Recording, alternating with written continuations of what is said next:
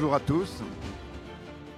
Alors, on va parler donc, selon l'intitulé de la conférence, on va parler des 1000 raisons de croire. Évidemment, on vous doit des explications quand même. Rapidement, comme je disais ce matin, quand même, cette rencontre qu'on a eue avec Frédéric et qui a conduit à ce festival. Bonjour René-Luc. Cette rencontre qu'on a eue avec Frédéric et qui a conduit à ce festival, on la doit à Tristan Mossil-Nicard, qui est malheureusement décédé le 30 août, donc on lui dédie un petit peu tout ça. Alors, quel est le sujet dont on parle? Quel est le sujet de l'ensemble de ce qu'on fait ici? C'est d'essayer de répondre à des questions un peu fondamentales. En fait, comment est-ce que la question de la vie, de l'existence, du sens de la vie, comment est-ce que cette question se pose? Bonjour Absiners aussi, voilà. Comment cette question se pose pour tout le monde à partir de la naissance, en fait? Quand on arrive dans l'existence, on arrive sans mode d'emploi. C'est une grande énigme, l'existence, en fait. On n'a rien demandé à personne, tout d'un coup on débarque. Et autour de nous, il y a des choses qu'on découvre et on a plein de questions, bien sûr. Alors, comment les choses se présentent pour tout le monde? En général, on a des gens sympathiques autour de nous qui s'appellent les parents, qui nous donnent des biberons et on commence à grandir et ils nous disent un certain nombre de choses sur le monde. Et puis, arrivé à 7 ans, 8 ans, on commence à se poser ses propres questions. Et parmi ces questions qui nous permettent de nous orienter, il y en a 3 grandes qui sont est-ce qu'il y a un Dieu ou pas? Et ça change complètement les choses, parce que s'il n'y a pas de Dieu, d'une certaine manière, comme disait Dostoïevski, tout est permis, c'est-à-dire qu'il n'y a pas de bien et de mal, il n'y a pas de loi naturelle, il n'y a pas d'avenir, il y a tout qui va passer. Le monde est un peu désespérant globalement. Par contre, s'il y a un Dieu, c'est l'inverse, c'est-à-dire qu'il y a quelqu'un qui nous a voulu, il y a un avenir probablement, on reverra peut-être nos parents, nos amis. Vous voyez, c'est des questions absolument fondamentales qui déterminent complètement l'existence. Et moi, quand j'avais 20 ans, je me suis dit, en fait, je ne peux pas orienter ma vie raisonnablement avant d'avoir répondu à ces questions. Parce que ce n'est plus du tout le même monde. La grande question, c'est est-ce qu'on peut y répondre? Et puis, est-ce qu'on peut savoir qui est ce Dieu s'il existe? Et puis, en fait, qui on est nous-mêmes? D'où on vient? Quelles sont, on parlait ce matin des racines? Voilà. Toutes ces questions sont très importantes. Et il faut se les poser. Il y a une histoire qui m'a beaucoup marqué quand j'étais jeune. C'est celle qui était rapportée par Vittorio Messori, un Italien, apologète. Il disait, imaginez une personne qui se retrouve un jour dans un train qui roule dans la nuit, et puis il ne se souvient pas à quel moment il est monté dans le train. Alors il est très embêté, il voit des gens autour de lui dans le compartiment qui font des mots croisés, qui jouent aux cartes, et il leur dit, excusez-moi, je vais vous paraître ridicule, mais d'où on vient et où on va? Et les gens lui répondent, on ne sait pas. Alors il fait le tour du compartiment, il va voir tout le monde. Personne ne lui répond.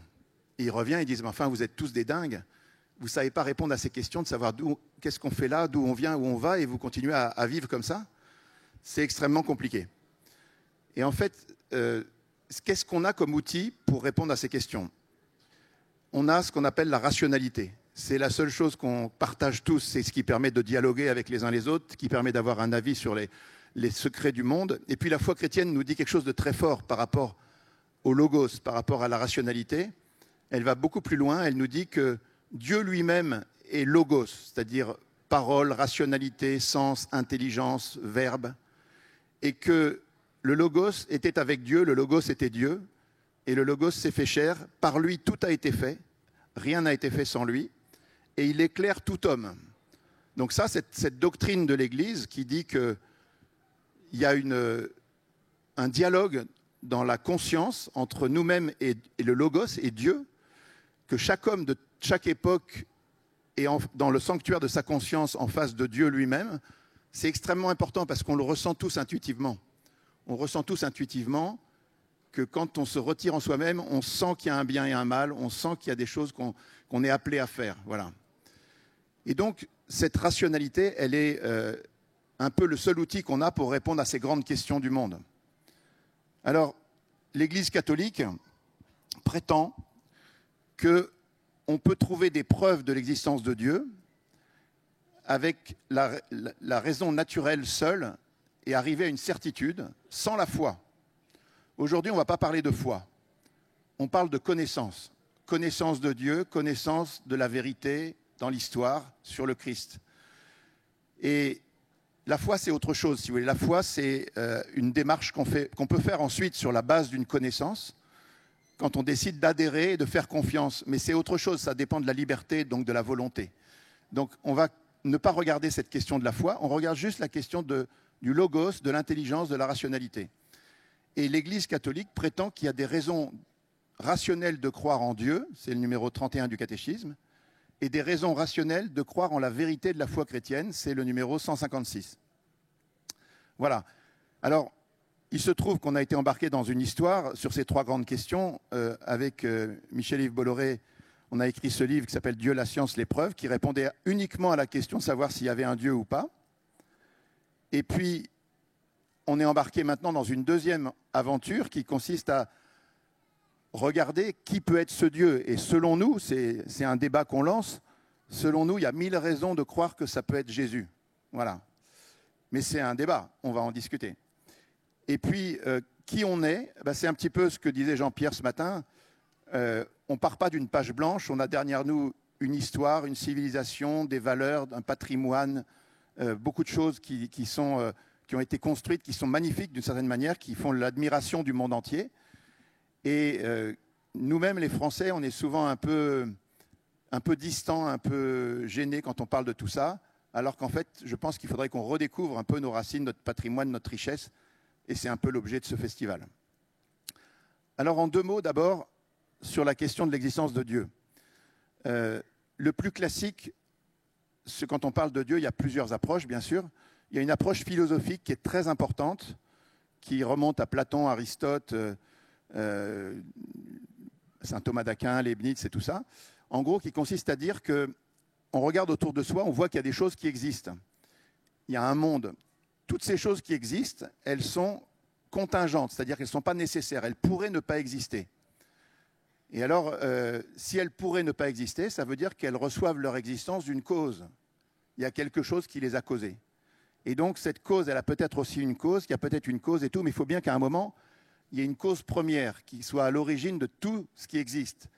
Parce que ce n'est pas normal. Leibniz, il posait cette question, pourquoi y a-t-il quelque chose plutôt que rien? Il pourrait y avoir rien. Mais en fait, il y a quelque chose et il faut bien expliquer ça. Et il faut bien qu'il y ait une cause première à tout ça. Voilà.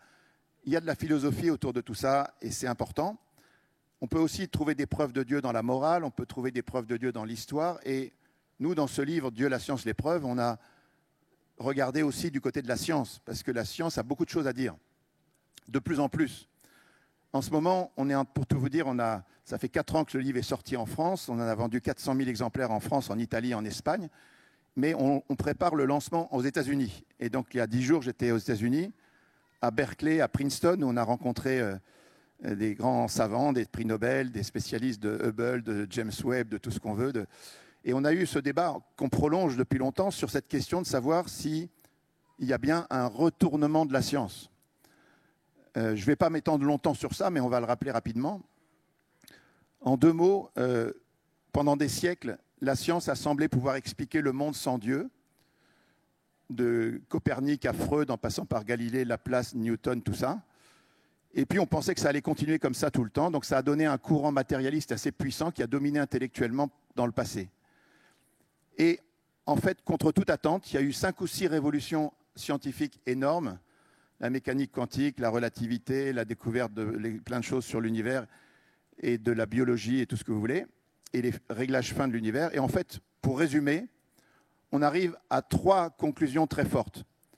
La première, c'est qu'on vit dans un espace-temps, c'est-à-dire on vit le monde qu'on a autour de nous, c'est techniquement un espace-temps, c'est-à-dire un endroit où le temps, l'espace et la matière sont intrinsèquement liés. On ne peut pas séparer, s'il y en a un, on ne peut pas séparer l'un des 2 autres.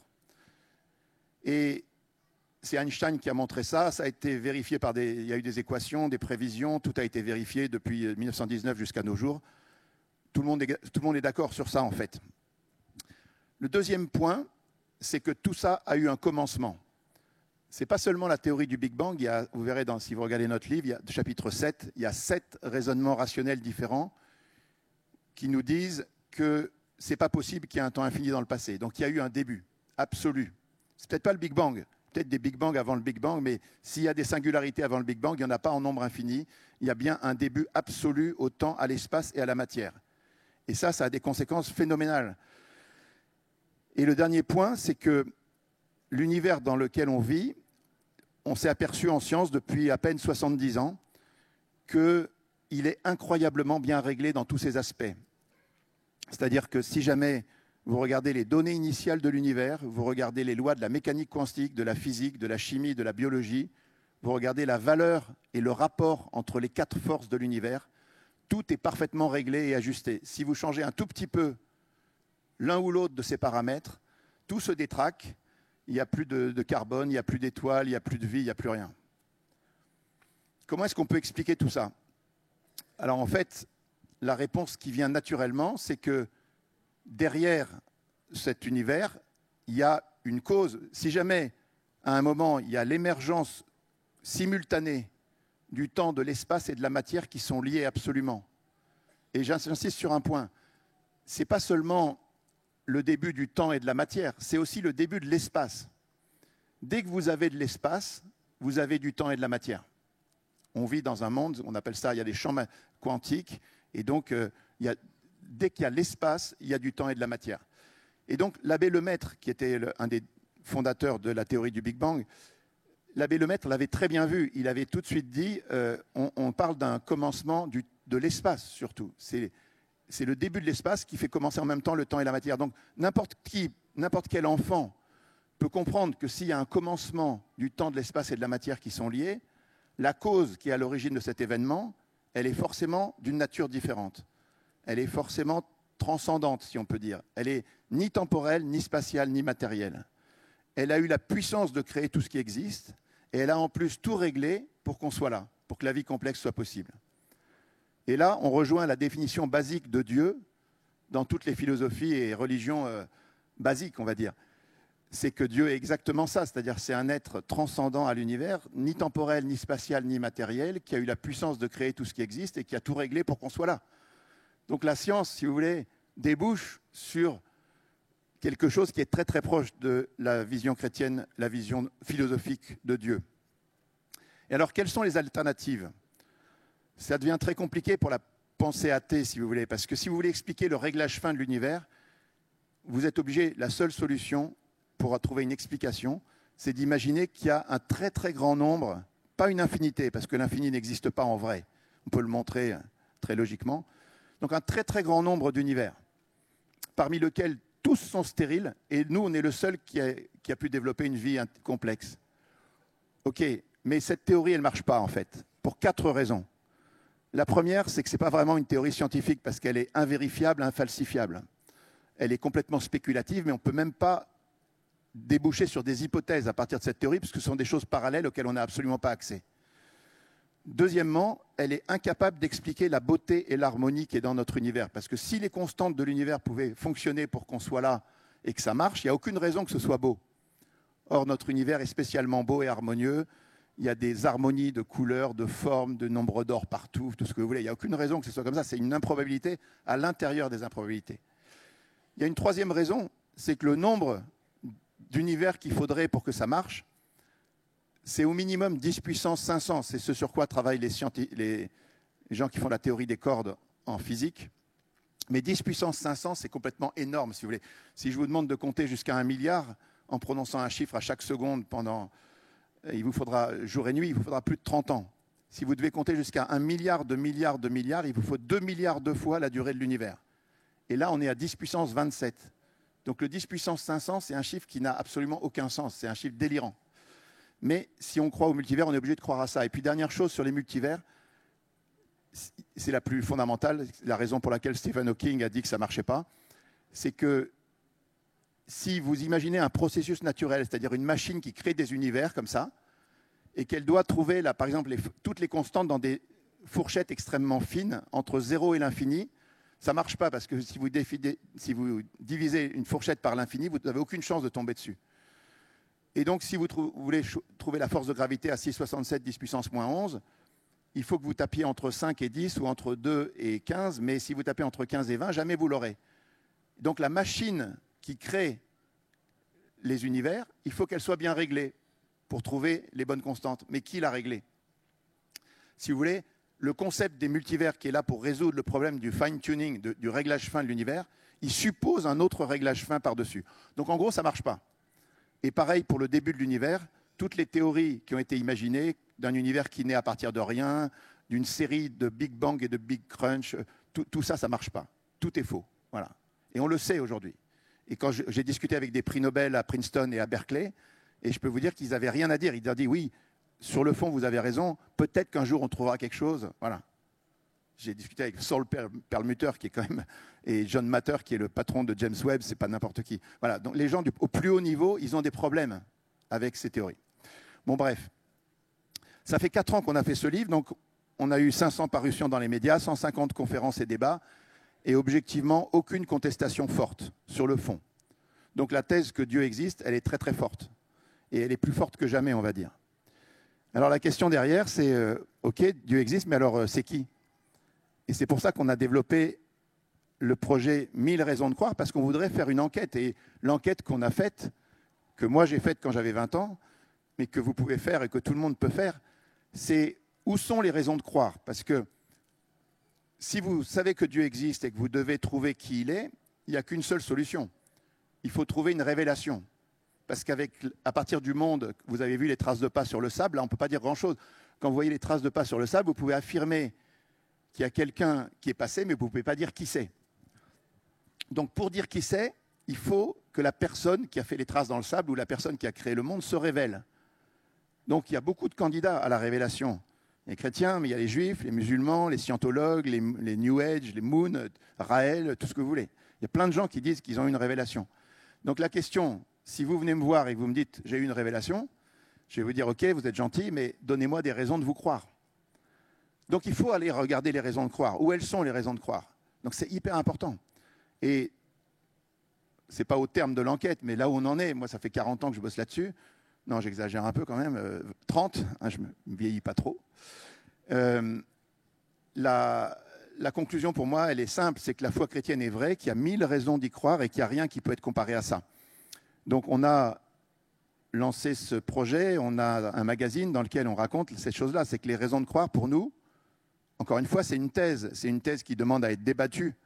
On a des gens qui ne sont pas d'accord dans la salle, là. Mais pour nous, les raisons de croire, elles sont très nombreuses, extrêmement variées, de nature très différente et extrêmement convaincantes. Et d'ailleurs, ce n'est pas d'aujourd'hui, si vous voulez. Saint Thomas d'Aquin, dans le chapitre 6 de la première partie de la Somme contre les gentils, qui est un peu la référence de notre action, il explique que le Christ a donné toutes les preuves qui conviennent pour qu'on croie à sa divinité. Ah, c'est pas rien, on va y revenir. Alors, ce magazine qu'on a fait, il a traité de différentes questions, on va les reprendre un peu tout à l'heure. Donc, les signes de Dieu dans l'histoire, les prophéties, les exorcismes, les apparitions de la Vierge Marie, les expériences de mort imminente, l'épopée des cathédrales, la vague de charité qu'a produit l'Église, la personne de Jeanne d'Arc et la fiabilité des évangiles. Et puis là, on vient de sortir celui-là, qui est la dernière version que vous trouverez dans notre stand là-bas, là, si vous allez après, on pourra se parler là-bas. Donc sur Sainte Thérèse, absolument fantastique, on a fêté sa fête il y a 2 jours. Sainte Thérèse de l'Enfant Jésus, vous savez qu'il y a plus de 15 000 miracles sur elle répertoriés à la basilique de Lisieux, dans des registres. Elle a vraiment fait une pluie de roses sur la terre comme elle l'avait promis, et on parle d'elle comme la plus grande sainte des temps modernes. Voilà. Alors, ici à Nice, on va avoir des conférences autour de ces 2 dates très belles, la date de Notre-Dame du Rosaire. Alors les Niçois sont très fiers de la bataille de Lépante parce qu'eux, ils y étaient. Les Français n'y étaient pas, mais les Niçois y étaient. Ils n'étaient pas encore en France à cette époque, donc ils ont participé à cette bataille où la prière du Rosaire a déclenché un miracle. Et puis la fête de Sainte Réparate, donc la sainte patronne de Nice. Vous savez qu'il y a une baie des Anges à Nice, on appelle la baie des Anges parce que les anges ont conduit Sainte Réparate ici. Donc tout ça est chargé d'histoire. Dans ce beau lieu de Nice, dans ce sud de la France, par où l'Évangile est rentré en Gaule, et en partie en Europe. On aura ces jours-ci, je veux bien un petit verre d'eau si quelqu'un a la possibilité, on aura plusieurs conférences. Il y en a une aujourd'hui à 17h de Prénom Marlène, c'est son nom d'artiste, mais elle a fait un magnifique livre sur Sainte Thérèse que vous trouverez aussi là-bas. Et elle nous parlera de Sainte Thérèse de Lisieux. Et donc, je ne vais pas en dire plus puisque vous avez la conférence juste après. Mais évidemment, Sainte Thérèse, c'est patronne secondaire de France avec Jeanne d'Arc. Jeanne d'Arc dont on parlera demain, dimanche, avec Monseigneur Dominique Le Tourneau. Voilà, ce sont deux figures extraordinaires. Jeanne d'Arc... J'ai fait une conférence sur Jeanne d'Arc et un débat il y a peu de temps. Jeanne d'Arc, si vous voulez, c'est à elle toute seule une des plus grandes raisons de croire. Une jeune fille de 17 ans qui prend la tête des armées françaises en déroute et qui en 3 mois va régler les choses pour faire sacrer le roi. On n'avait jamais vu un truc pareil. C'est la guerre de 100 ans. On est au cœur de la guerre de 100 ans. Les Français prennent des raclées depuis 19 ans. Et depuis qu'elle arrive, 5 victoires de suite, puis le couronnement de Reims. Comment vous expliquez ça ? Si on creuse un peu, et Monseigneur Le Tourneau va le faire, vous verrez, c'est faramineux. C'est vraiment une descente du surnaturel sur Terre. Et cette sainte, la vérité de son histoire est attestée plus que jamais, parce qu'il y a 5 procès sur elle. Il y a eu un procès qui a été fait par les Anglais contre elle, qui ont noté ses ennemis, ont noté toutes ses réponses, donc c'est incontestable, c'est des témoins irréprochables. Après, il y a eu des procès de révision, puis des procès de béatification, un procès de canonisation, et puis avant, il y avait un examen à Poitiers. Donc, elle a été auscultée, on connaît toute Jeanne d'Arc. Et vous écouterez la conférence demain, c'est extraordinaire. Comment on peut répondre à des choses comme ça d'un point de vue athée ? C'est vraiment, à mon avis, extrêmement compliqué. Un autre sujet dont on va parler à Nice, parce que, alors oui, Sainte Thérèse, elle est passée à Nice. Vous savez qu'elle a demandé une dérogation pour rentrer au Carmel plus jeune que c'était permis à l'époque. On lui a dit d'aller voir le pape. Le pape lui a dit très bien, allez, va voir ton évêque. Et en retour, elle est passée par Nice où elle est restée quelque temps. Et depuis, il y a un sanctuaire à Nice aussi. Et puis le linceul de Turin. Jeanne d'Arc a une histoire avec Nice aussi. Vous connaissez l'histoire de la statue qui a failli être démontée, puis finalement qui est toujours là, formidable. Et puis le linceul de Turin. Alors les Niçois n'aiment pas qu'on l'appelle le linceul de Turin parce que en fait, il est passé à Nice pendant 80 ans. Et donc, le linceul du Christ est resté 80 ans à Nice. Et vous aurez Tristan Casabianca, qui pour moi est le meilleur spécialiste français, qui va venir vous parler de ça demain soir. Vous avez aussi une conférence de Arnaud Bouan-Duchef, mercredi à 18h30 au CUM. Donc cette conférence, elle portera sur l'arrivée de l'Évangile au 1er siècle à Nice. Pas seulement à Nice, dans toute la France, il y a eu des envoyés du Christ, des disciples du Christ qui sont venus, mais pas seulement en France. Les apôtres sont partis dans tous les coins du monde dès la première génération et ils ont mis des personnes, ils ont fait des disciples et ils ont envoyé des gens jusqu'aux extrémités de la terre, jusqu'en Espagne, jusqu'en Chine, le nord de l'Europe. Tout a été atteint au 1er siècle. Et c'est extrêmement important parce que l'Évangile a été diffusé dans toutes les langues et évidemment, il n'a jamais pu être falsifié d'aucune manière. Vous aurez à Nice aussi une conférence par Amandine Cornette de Saint-Cyr, samedi à 18h au CUM, sur Sainte Rita. Sainte Rita, c'est parmi les saintes qui, avec saint Antoine de Padoue, sainte Philomène et quelques autres, font le plus de miracles. Donc je vous conseille de passer par eux si vous voulez vérifier dans votre vie que ça marche. Donc, parce que ça aussi, c'est un point important. Là, en ce moment, on ne parle que de connaissances. Mais moi, quand j'ai travaillé, j'ai été très, très étonné quand j'avais 20 ans de découvrir qu'il y avait des raisons de croire en Dieu et en Jésus. Et à un moment, quand j'ai été convaincu intellectuellement, je me suis dit, bon, quand est-ce qu'on se jette à l'eau ? Quand est-ce qu'on regarde si ça marche vraiment, en vrai ? Est-ce que quand on prie, est-ce que quand la providence est sollicitée, est-ce qu'elle répond ou pas ? Alors la réponse, c'est qu'elle répond toujours, si on insiste, jamais comme vous pensez, toujours avec surprise et jamais dans la temporalité que vous pensez, mais de manière claire. Parce que les pensées de Dieu sont au-dessus de nos pensées comme le ciel est au-dessus de la terre. Il faut l'expérimenter. Ce n'est pas ce qu'on fait aujourd'hui. Aujourd'hui, on ne parle que de connaissances. Mais après, vous pouvez rentrer, si ça vous amuse, dans une relation pour tester si ça marche. Et je vous dis que quand vous vérifiez que ça marche, c'est 1000 fois plus convaincant que les raisonnements intellectuels. Voilà. Donc Sainte Rita, Vous pouvez la tester, vous entendrez parler d'elle et des saints. Et puis, dans ces 9 jours, il y aura bien d'autres conférences qui seront données à Nice ou ailleurs. Il y en aura une, par exemple, du Père René Luc, ici présent, qui parlera de la providence de Dieu, comment elle s'est manifestée dans sa vie notamment. C'est ce que je vous disais à l'instant, il faut expérimenter. On aura un film demain sur notre histoire avec Marie qui rappellera tout ce qui s'est passé dans ce pays avec la Vierge Marie depuis les origines. C'est magnifique, je vous conseille ce film et on fera un petit échange après, ça dure 40 minutes. Mais il y a en particulier l'École française de spiritualité qui a été un sommet de la spiritualité dans l'Église où on a inventé, on a fait mise à jour les grandes dévotions sur le Sacré-Cœur de Jésus, le Cœur Immaculé de Marie et la personne de Joseph. Tout ça, c'est né en France avec l'École française de spiritualité.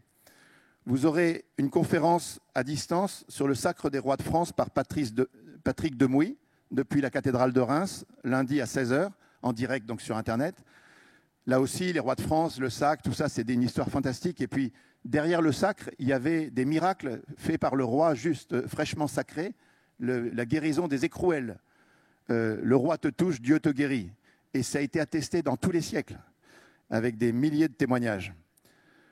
Vous avez 2 conférences sur l'Église de Jean Sévilla et Christophe Dickès. Jean Sévilla pour contredire les accusations classiques et rituelles qu'on a dans les médias sur l'Église.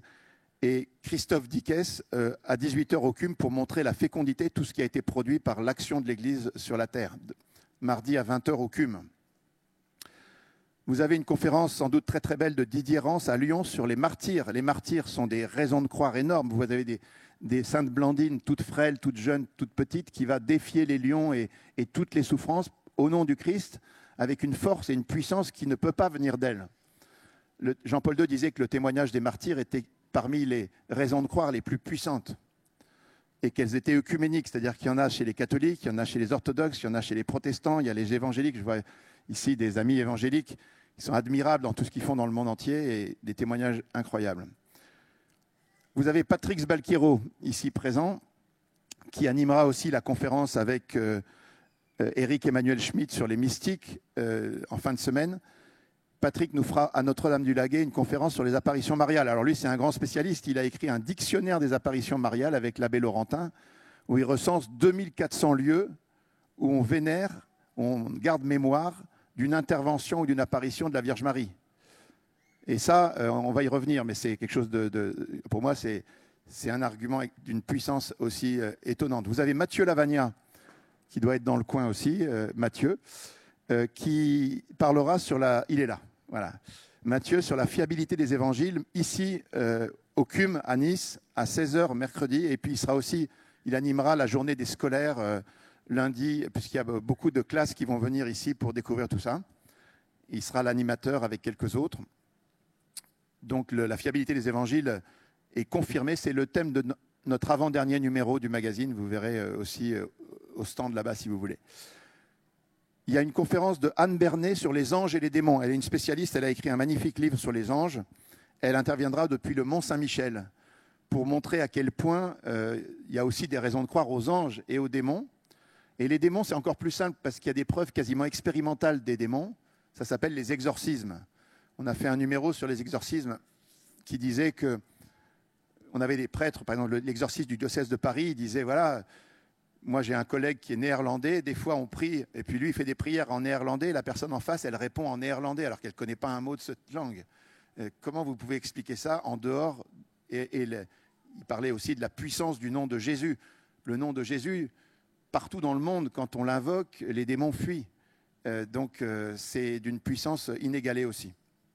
Vous aurez une conférence d'un dominicain, le frère Yves-Marie Lequin, sur la beauté et sur Saint-Augustin, jeudi à 18h au CUM. Donc la beauté, elle est présente dans notre univers, elle est partout dans la nature, mais elle est aussi dans les êtres humains, dans toutes sortes d'œuvres d'art aussi que vous pouvez trouver partout dans ce monde. Comment ça se fait que le monde génère des choses aussi belles ? Bon.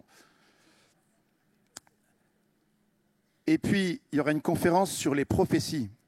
Les prophéties, moi, c'est un argument qui m'avait extrêmement touché. C'est le premier auquel, quand je n'étais pas croyant, j'ai pris un livre de Jean Dauja qui s'appelait « Y a-t-il une vérité ?» Il y a un spécialiste de Jean Dauja ici qui s'appelle Luc Jéguer, je ne sais pas où il est, il doit être dans le coin. Jean Dauja argumenté sur le fait qu'il y avait dans l'histoire de l'humanité un seul peuple qui avait attendu la venue d'un Messie ou d'un envoyé de Dieu qui allait changer le cours de l'humanité. Et cette attente, elle était venue non pas de un ou deux délires de personnes par-ci par-là, mais de plusieurs dizaines de prophètes sur plusieurs siècles qui avaient construit cette attente en précisant exactement la mission de cette personne, sa mort, son destin, sa naissance et même la date de sa venue. Il y a 5 prophéties qui annoncent la date ou la période de la venue du Messie. Et tout s'est réalisé. J'ai fait une vidéo là-dessus, si vous allez sur la chaîne YouTube Marie de Nazareth. Alors, il y a 2 rabbins qui ont fait 10 vidéos pour contrer ma vidéo sur TorahBox. Alors, je suis en train de discuter avec eux. Il y en a un, on est devenu copain, il s'appelle Lionel Robin. Et on discute de tout ça. Je pourrais vous en parler comme vous voulez. Il y aura une conférence du docteur Patrick Tellier sur les 7500 guérisons qui sont alléguées à Lourdes. Vous savez que Lourdes est un endroit incroyable. Il y a une apparition, une histoire extrêmement documentée, que l'abbé Laurentin en a fait le récit de manière extrêmement précise. C'est complètement impossible, enfin difficile, je pense, de douter de la réalité de tout ça. Mais en plus, la Vierge a demandé à Bernadette de creuser et de creuser la terre. Et il en est sorti une source qui, depuis plus de 150 ans, maintenant, est non tarie. Et de cette source, il y a de l'eau et il y a des miracles. Et des miracles en nombre colossal. Il n'y a aucun lieu au monde comparable à ça.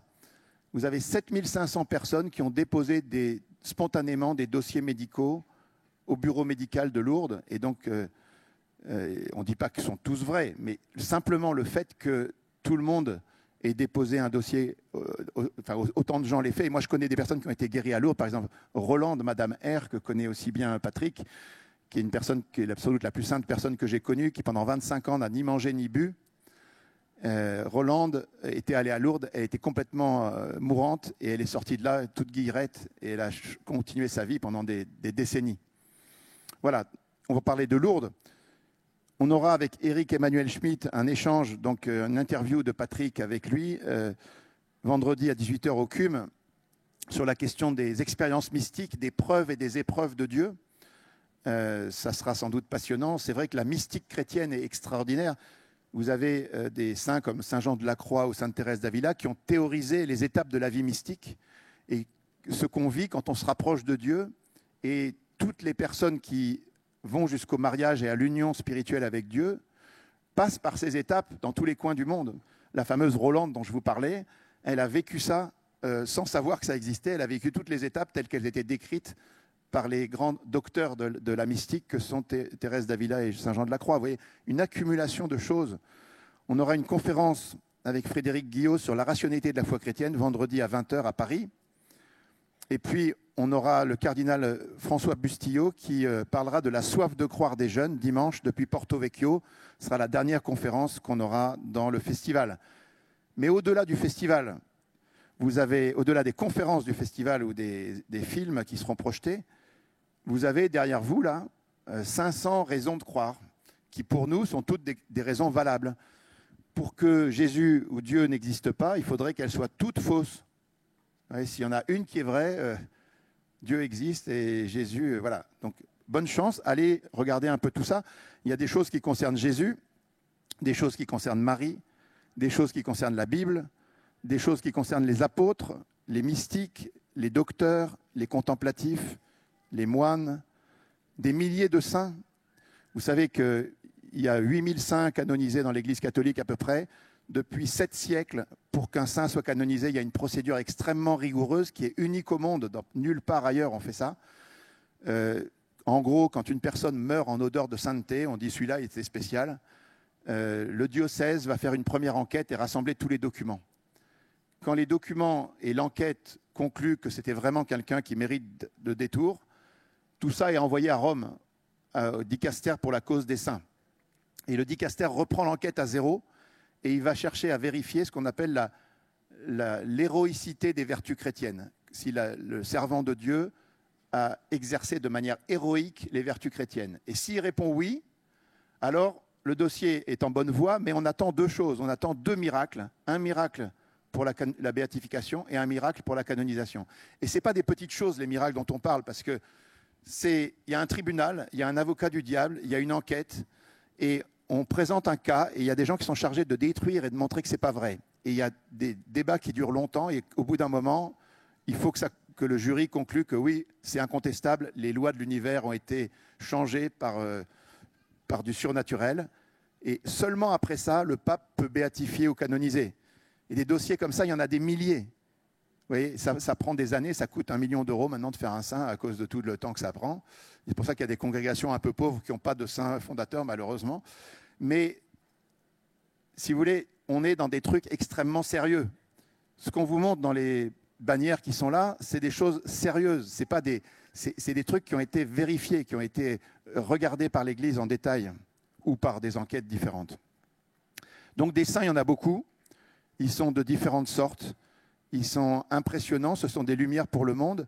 Et en fait, les saints ont beaucoup souffert, si vous voulez. La souffrance, qui est une grande question, la souffrance et le mal. On pourrait dire que dans le podium de la souffrance, il y a Jésus, Marie, les saints, les martyrs, les justes. Voilà. Les saints ont beaucoup souffert. La vie de Mère Teresa, si vous regardez dans le détail, c'est extrêmement dur ce qu'elle a fait. Et comment est-ce qu'elle a tenu? Pourquoi est-ce que les saints sont chrétiens? Parce qu'ils vont puiser dans la prière et dans l'union, le message du Christ, l'exemple du Christ et l'union au Christ. Ils vont puiser la force de dépasser les épreuves qu'ils ont. C'est pour ça qu'il n'y a pas de figure comme Saint François d'Assise. Aujourd'hui, voyons, on fête Saint François d'Assise. Des figures comme Saint François d'Assise, le Padre Pio, ou Saint Vincent de Paul, ou Mère Teresa, ou Saint Séraphin de Sarov, voilà, tous ces saints-là, ils ont vécu des choses extrêmement dures, mais ils les ont surmontées de manière héroïque par l'union au Christ.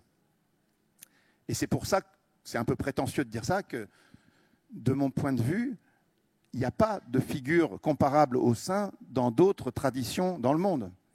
Vous pouvez regarder, il y a des gens très très bien, souvent il y a des gens formidables comme Gandhi, Mandela et tout. D'ailleurs, ils ont été inspirés par l'Évangile, mais ils ne sont pas du tout allés aussi loin dans les vertus héroïques que les saints. Bref, vous avez des milliers de saints. Il y a aussi des milliers d'apparitions. Et là, on revient sur ce sujet que Patrick va traiter avec vous. Des milliers d'apparitions de la Vierge partout dans le monde, c'est impressionnant. C'est-à-dire qu'il y en a en France, à la rue du Bac, vous en avez à l'île Bouchard récemment. On en traite d'un dans le livre sur Fatima. À Fatima, la Vierge est apparue et elle a promis un miracle qui a été reconnu par tout le monde, ou presque. En tout cas, même les athées qui étaient présents ont publié dans leur journal athée que la danse du soleil qui était attendue au jour, à l'heure et au lieu prévus par les petits, qui prévoyaient ça 3 mois à l'avance. Il y a des apparitions à Medjugorje où il y a des millions de personnes qui se sont converties. La Vierge apparaît depuis plus de 40 ans là-bas. Et puis il y a des voyants qui ont été testés, tout ce que vous voulez. Voilà, il y a plein de choses. Alors les gens nous disent, bon, il y a des apparitions de Marie, de Jésus, des saints, mais c'est parce que vous, les chrétiens, vous avez un biais de confirmation. Vous savez que Jésus est apparu, donc vous réfléchissez, vous pensez que Jésus peut apparaître. C'est pour ça qu'il n'y a que des apparitions de saints chrétiens, mais il n'y a pas d'apparition de Bouddha, de Mahomet, de Moon, de tout ce que vous voulez. Il n'y a personne. Je parle bien d'apparition, je ne parle pas de rêve. Il y a des gens qui font des rêves de machin ou de truc. Une apparition, c'est quelque chose qui se concrétise par quelque chose de matériel dans l'ordre du logos, on va dire. Et ça, il n'y en a pas ailleurs. Il n'y a pas de sanctuaire comme Lourdes, comme Fatima, comme tout, vous voyez, dans d'autres religions où on parle d'apparition. Alors, est-ce qu'il y a un biais de confirmation? La réponse est non, pas du tout. Parce que vous avez des agnostiques complets qui ont eu des apparitions. Il y a André Frossard, qui était le fils du patron du Parti communiste français, qui se posait des questions, mais qui était vraiment d'un background complètement athée. Il déboule dans une chapelle à la rue d'Ulm et il va écrire un livre, « Dieu existe, je l'ai rencontré ». Instantanément, il bascule. Vous avez un gars qui s'appelle Bruno Cornacchiola, qui était complètement athée, qui est de tel point qu'il voulait tuer le pape. Il avait pris un couteau, il voulait aller tuer Pie XII. Et la Vierge l'arrête à Tréfontaine, il était complètement athée, elle l'arrête, elle lui dit « basta così », ça suffit. Et il y a une apparition qui s'appelle Tréfontaine, où Bruno va se convertir, alors qu'il était complètement athée et même dangereux par rapport au pape. Il y a des juifs qui ont eu des apparitions, Ratisbonne et plein d'autres, Lieberman, Reuschemann, tout ce que vous voulez. Et puis il y a des musulmans qui ont des apparitions aussi toujours de Jésus ou de Marie, jamais de Mahomet. Vous avez des apparitions à Zeytoun, par exemple, où il y a eu des centaines de milliers de personnes qui ont vu la Vierge en même temps. Et tous ces gens-là au début, c'était 2 garagistes musulmans. Voilà. Donc, des milliers d'apparitions, des milliers de saints, et puis des milliers de miracles, des miracles de toutes sortes. Vous avez des miracles eucharistiques. Mathieu est un spécialiste, il a travaillé avec un Italien récemment là-dessus. Donc, Carlo Acutis, un grand saint qu'on vient de canoniser récemment, avait fait un peu comme 1000 raisons de croire. Il avait publié 136 miracles eucharistiques, il avait mis ça sur Internet et il avait diffusé. Et l'Église a dit que c'était très très bien, donc j'espère qu'un jour elle dira que c'est très très bien ce qu'on fait aussi.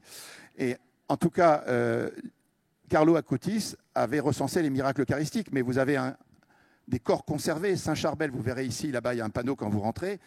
L'exhumation de Saint-Charbel au Liban, 50 ans après sa mort, était fantastique parce que le corps était complètement intact, tout à fait souple. Il y a un liquide qui a exudé de son corps dans des proportions plus grandes que le poids du corps de Saint-Charbel.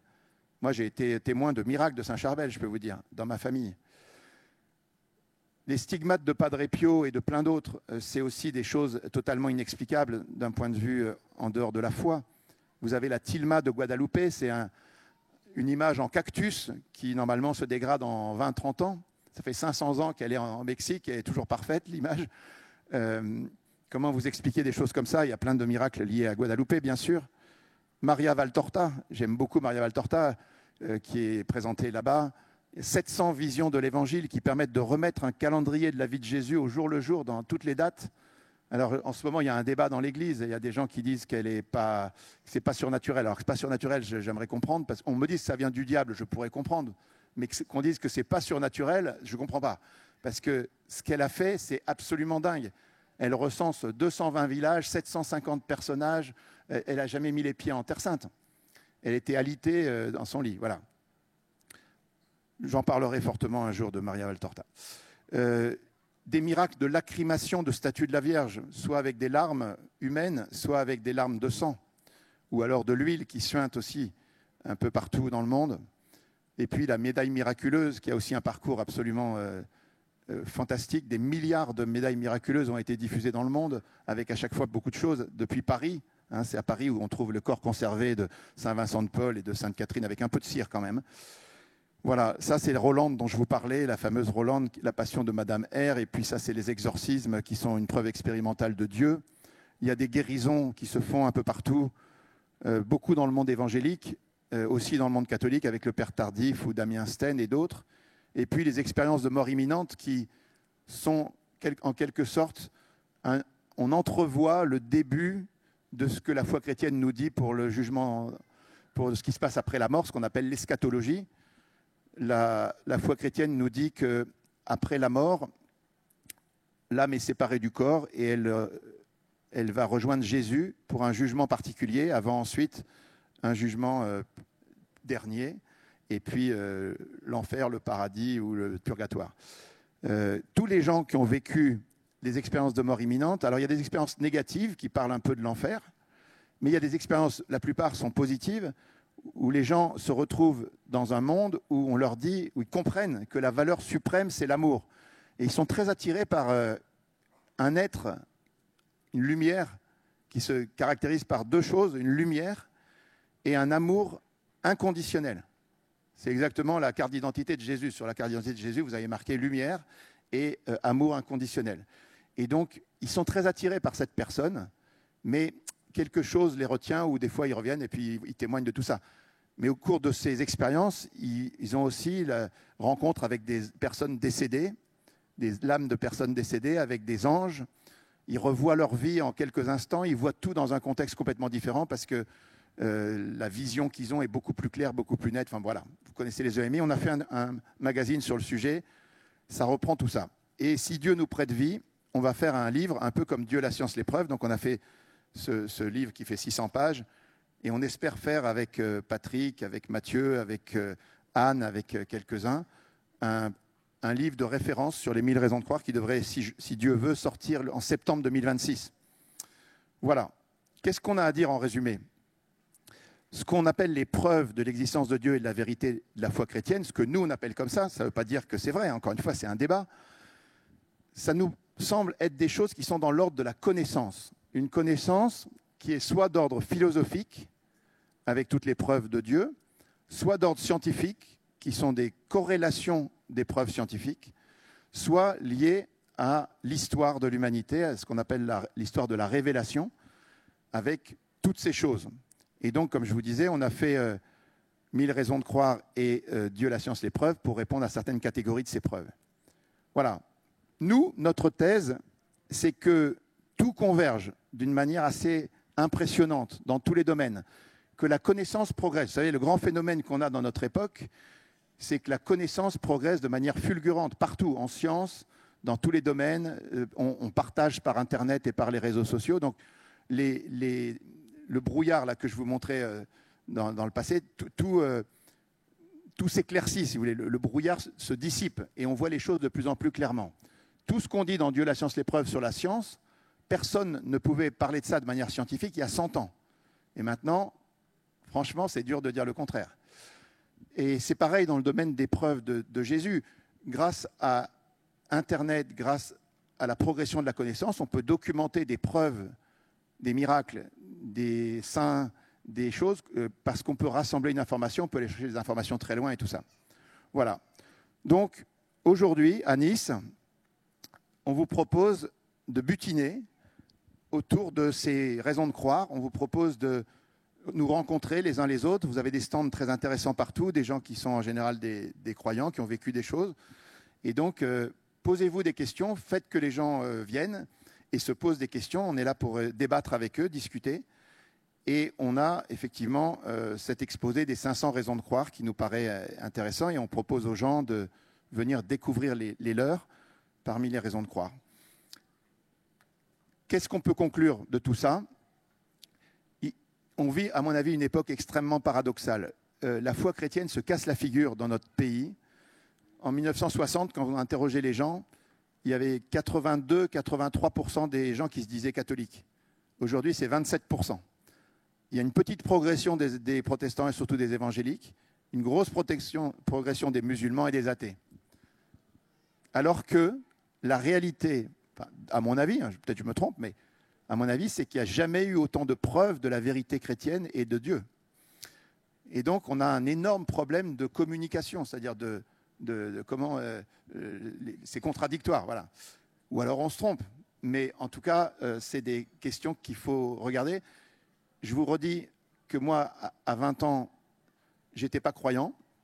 Je pensais même que les croyants étaient des gens complètement irrationnels, croyaient des trucs complètement perchés. J'ai eu une énorme surprise de découvrir que c'est l'inverse, c'est que les athées ont des positions intenables aujourd'hui. Et je suis aujourd'hui frappé de voir combien on rencontre. J'ai rencontré plein de gens ce matin qui m'ont dit à quel point ils avaient été touchés par des choses comme ça, des raisons de croire et qui s'étaient convertis. Mais pourquoi il n'y en a pas beaucoup plus ? Pourquoi il n'y en a pas beaucoup plus ? Parce qu'il y a un problème de connexion avec les médias, avec l'information, avec le débat. Et c'est ça qu'on essaie de faire. Voilà, donc vous êtes sur 9 jours, alors 3 jours intenses, samedi, dimanche et lundi ici au CUM, à Océanis, et puis le reste, ça sera au CUM ou à distance avec des conférences à distance. Mais voilà, peut-être qu'on a un petit peu de... Non, on n'a pas de temps, parce que je vais terminer à 1 heure maximum, donc on va en 5-10 minutes peut-être. En tout cas, merci à vous, et puis n'hésitez pas à nous poser des questions à tous, notre stand est là-bas. Merci.